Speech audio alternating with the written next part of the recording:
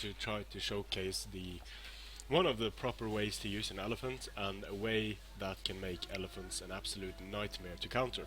I chose this particular battle because it's a battle where my opponent potentially has all the tools available to deal with my elephants, but isn't able to use them because I planned for it. I have 2 Tarentine cavalry, 6 Thessalian cavalry, 6 Thurio spears, a royal peltas general, and mercenary Indian war elephants. So I'm up against Carthage, and Carthage, as you know, can bring effective builds of many different types. Good skirmishing builds, good infantry builds, good sword builds, good spear builds, good rush builds, and good defensive builds. So I want to have a look at what I'm up against before I send my guys too close to his lines. I want to be on the lookout for any Numidian cavalry or Numidian nobles.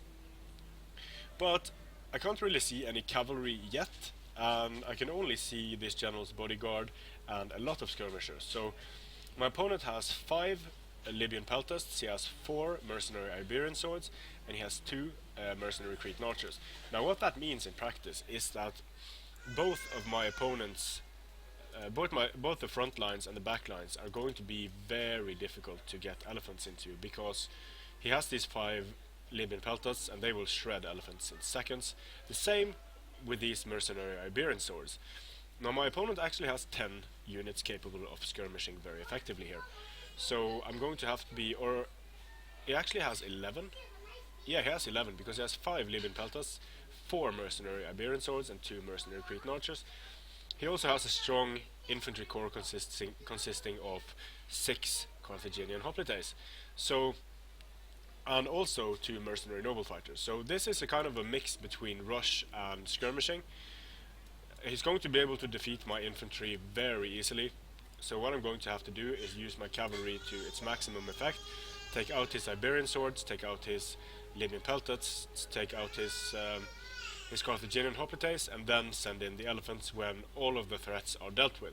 Now when all of these threats are dealt with, my opponent will still have 6 Carthaginian hoplites and 2 mercenary noble fighters that I need to deal with. So it's by no means going to be easy. My opponent has a strong position here, so I'm going to have to use my Thurio spears to kind of force my opponent into making a mistake, into making him overcommit, because as his army stands here, there isn't really an effective way I can engage him without losing a lot of men. So I'm going to send up my Thurios to draw some skirmish fire to begin with, also to try to hold his front line for a bit. And his mercenary Cretans are already firing at my Thurios.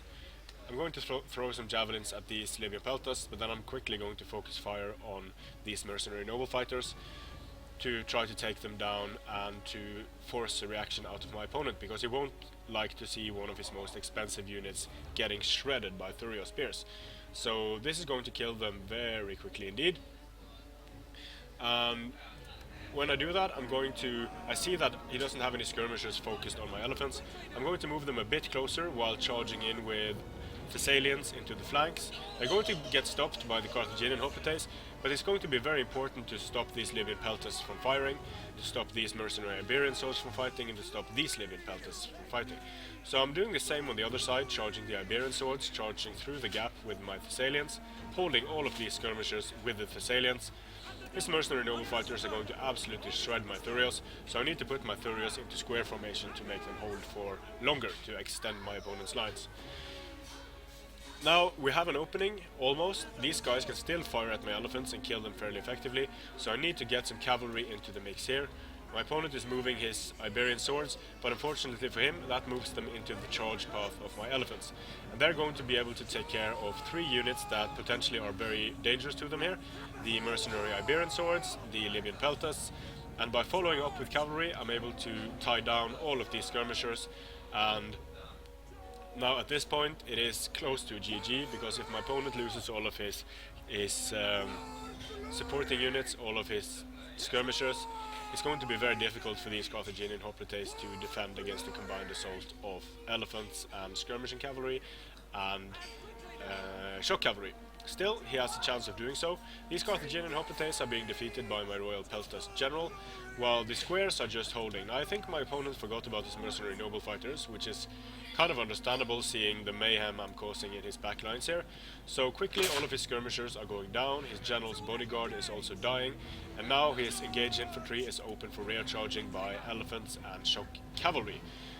So at this point the game isn't over, but my opponent is in a very disadvantageous situation. He has lost all of his skirmishers, he only has his spears and his noble fighters left, and I am able to use my cavalry and my elephants basically at will here. So while my royal peltas general is punching through these guys, my opponent concedes defeat, so it was nice of him to concede defeat instead of just dropping from the game. And I've had this happen against me a few times, not with the exact same build, but with Bactrian builds and with Parthian builds, where you bring a lot of skirmishers to counter potential elephants, and what you end up doing is you end up having to spend less on either cavalry or infantry. Now, Carthage can't really compete with the cavalry of Epirus, at least not for cost effectiveness.